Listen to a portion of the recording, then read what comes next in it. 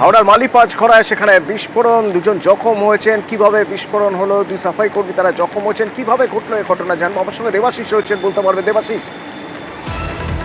পাঁচগাড়া চৌরাহা বলে একটি জায়গা, সেই অঞ্চলে একটি বন্ধ কারখানার সামনেই কিন্তু বেশ কয়েকজন সাফাই কর্মী তারা সেখানে পরিষ্কারের কাজ করছিল। সেই বন্ধ কারখানার সামনে বেশ কিছু আবর্জনা ছিল।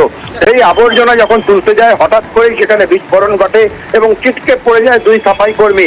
রক্তাক্ত অবস্থায় পড়ে থাকা সেই সাফাই কর্মীদের উদ্ধার করে নিয়ে যায় জয়সওয়াল হাসপাতাল। সেখানে তাদের চিকিৎসা চলছে। তবে কিভাবে কি ছিল সেই বিস্ফোরক তা নিয়ে কিন্তু পুলিশ তদন্ত শুরু করেছে। ইতিমধ্যেই ফরেনসিক বিভাগ তাদের কিন্তু খবর দেওয়া হয়েছে।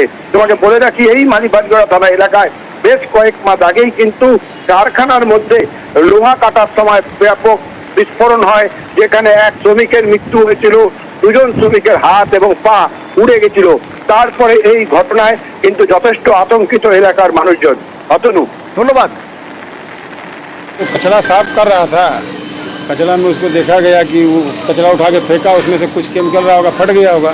अच्छा, हाँ तो कोई आहत हुआ है कोई? हाँ, तो किसी को चोट लगा, लेडीज को। बम नहीं था। क्या था इतना जोर आवाज हुआ? वो लगता कोई बम रहता तो धुआं निकलता ना, वो तो एसिड था, एसिड टाइप का कुछ था। इससे पहले जमीन लिया होगा, कोई उसमें भी कुछ एक विस्फोटक चीज था जो आवाज हुआ?